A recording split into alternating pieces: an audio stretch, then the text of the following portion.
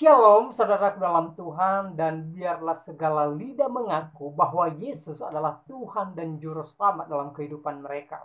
Saudaraku dalam Tuhan, jikalau beberapa hari yang lalu Syahrini merendahkan Yesus dan mengatakan bahwa Yesus tidak mungkin jadi Tuhan karena Yesus itu hanya manusia biasa dengan berbagai alasan, dan video berikut merupakan pesan dari Elian Miron, dan saya rasa ini merupakan jawaban tepat dari keraguan Syahrini. Nah, saudara dalam Tuhan, sebelumnya mari kita melihat video. Kalau lo kenapa memilih Kristen? Seorang Habib Jafar mempertanyakan hal yang begitu indah kepada seorang onat terkait dengan alasan mengapa ia memilih Kristen. Dan tentu saja pertanyaan tersebut merupakan sebuah kesenangan untuk dijamu bagi seorang Kristen. Oleh karena itu, apa sih alasan kenapa kita memilih dan harus menjadi Kristen? Istilah Kristen berasal dari bahasa Yunani yaitu Christianos, atau dalam bahasa Ibrani disebut dengan Mesihiyim, yang artinya adalah pengikut Kristus, prajurit Kristus, atau bahkan serdadu Kristus. Jadi pertanyaan alasan mengapa memilih Kristen sama halnya dengan mempertanyakan mengapa kita memilih untuk mengikuti Kristus. Alasan yang pertama adalah Yesus mengklaim dalam Yohanes 6 ayat 51 bahwa dia merupakan roti hidup yang telah turun dari sorga. Dan barang siapa memakan roti hidup itu, maka ia akan mendapati hidup kekal selama-lamanya. Dan tak hanya itu, dalam Yohanes 11 ayat 25 Yesus berkata, "Akulah kebangkitan dan hidup. Barang siapa yang percaya kepadaku, ia akan hidup selama-lamanya." Sehingga dari hal tersebut kita dapat memperoleh pengetahuan bahwa memilih untuk menjadi pengikut Kristus atau Kristen sama halnya dengan memilih kebangkitan dan juga hidup yang kekal. Bahkan lebih jauh merujuk dari Yohanes 14 ayat 6, Yesus mengklaim bahwa akulah jalan kebenaran dan hidup, di mana tak seorang pun yang dapat datang kepada Bapa kalau tidak melalui aku. Di mana hal ini berarti adalah kemustahilan bagi kita untuk bisa menyembah Bapa yang adalah Allah yang esa itu, Allah yang tak terhampiri itu, jikalau tidak melalui firman-Nya sendiri yang menjadi daging yang disebut dengan Yesus Kristus. Di mana menurut Kolose 1 ayat 15 Yesus merupakan gambaran Allah yang tak kelihatan. Artinya kita bisa mengenal Bapa yang adalah Allah yang tak kelihatan itu hanya di dalam dan melalui firman-Nya sendiri yang menjadi daging, yaitu Yesus Kristus. Dan bukti dari hal ini adalah Yesus selalu berkata, "Aku dan Bapa adalah satu." Bahkan lebih jauh untuk menegaskan hal ini, Yesus berkata dalam Yohanes 8 ayat 24 bahwa kalau kamu tidak percaya bahwa akulah dia, maka kamu akan mati dalam dosamu. Artinya, jikalau kita menolak Yesus yang adalah gambaran Allah yang tak kelihatan itu, maka kita akan mati di dalam dosa kita, karena dia adalah satu-satunya Mesias yang dijanjikan itu.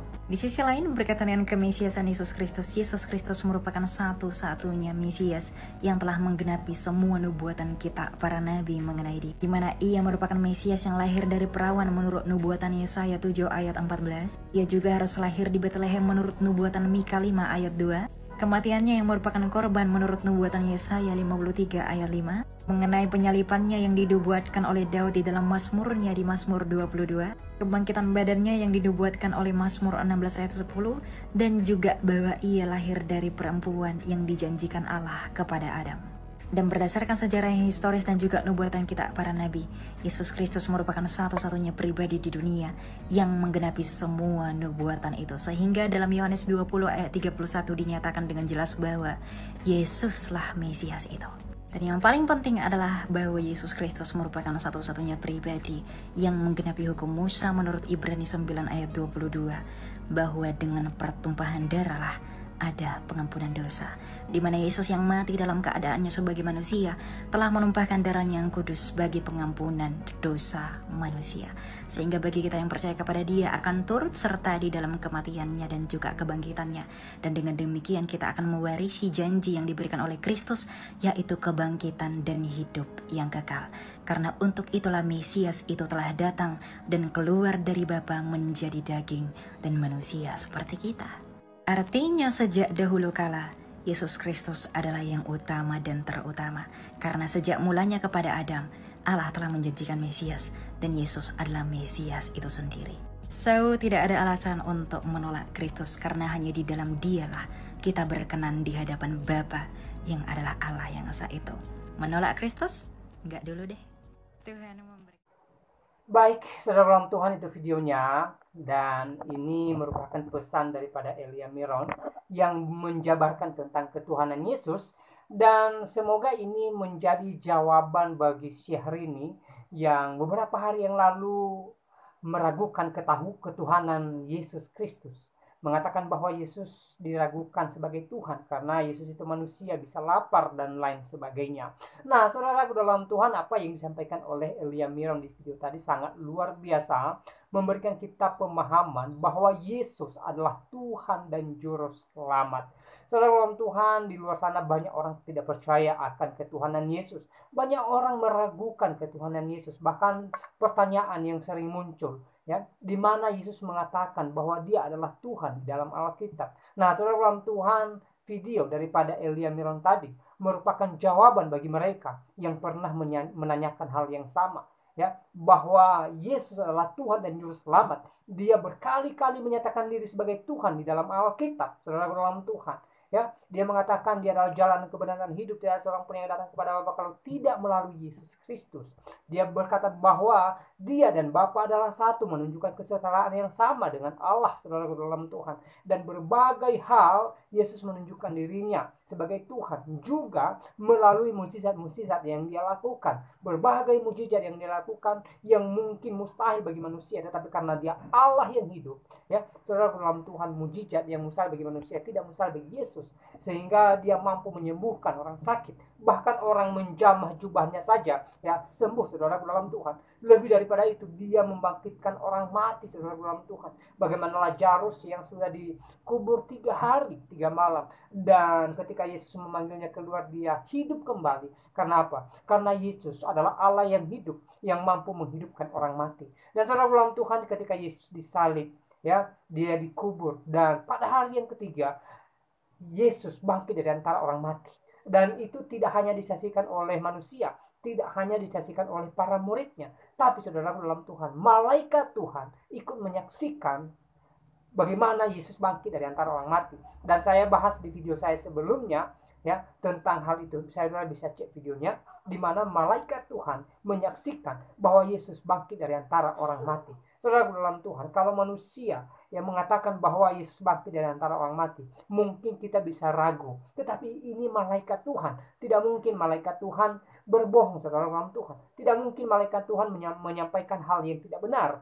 Ya, apa yang disampaikan oleh malaikat Tuhan adalah hal yang boleh dipegang sebagai suatu kebenaran tentang Yesus Kristus, bahwa Yesus telah bangkit dari antara orang mati. Artinya Yesus tidak mengalami maut selama-lamanya, ya. Maut tidak berkuasa atas Yesus, tapi sebaliknya Yesus berkuasa atas maut. Karena kenapa? Yesus adalah Allah yang hidup, Allah yang memberi hidup bagi segala makhluk, dan Allah yang berkuasa atas segala-galanya. Nah, saudara dalam Tuhan, sekali lagi, sudah terlalu banyak bukti di dalam Alkitab bahwa Yesus adalah Tuhan dan Juru Selamat. Bahkan ketika Yesus dibaptis, ada suara yang berkata bahwa ini adalah anakku yang kupilih, kepadanya lah aku berkenan, dengarkanlah dia. Dan pada waktu yang sama juga datanglah Roh Kudus dalam bentuk merpati. Ya, saudara dalam Tuhan, lagi-lagi, ya, Yesus ditunjukkan sebagai Allah, di mana dia setara dengan Allah Roh Kudus Tuhan, dan juga Allah Bapa, saudara dalam Tuhan. Ya, dan di ayat lain juga Yesus berkata bahwa dia pergi kepada Bapa untuk menyediakan tempat bagi kita. Yesus penyedia tempat. Yesus penyedia sorga bagi orang yang percaya kepadanya. Berarti Yesus adalah Tuhan, karena hanya Tuhan yang punya kerajaan sorga. Ya, saudaraku dalam Tuhan, terlalu banyak ayat dalam Alkitab di mana Yesus menunjukkan diri sebagai Tuhan dan Juru Selamat bagi setiap orang yang mendengarkan dia. Ya, saudara, saya tidak memaksa saudara harus percaya Yesus atau tidak.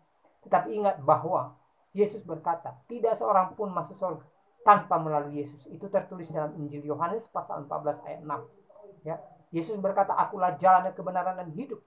Tidak ada seorang pun yang datang kepada Bapa kalau tidak melalui aku. Setelah dalam Tuhan, Yesus juga menjamin keselamatan bagi orang percaya kepadanya. Ketika dia disalib, ada seorang berdosa yang disalib di sebelahnya dan berkata, ya Tuhan, ya Yesus, ingatlah aku ketika engkau pergi ke tempat Bapamu. Dan Yesus berkata, hari ini juga engkau bersama-sama dengan aku di Firdaus. Artinya apa?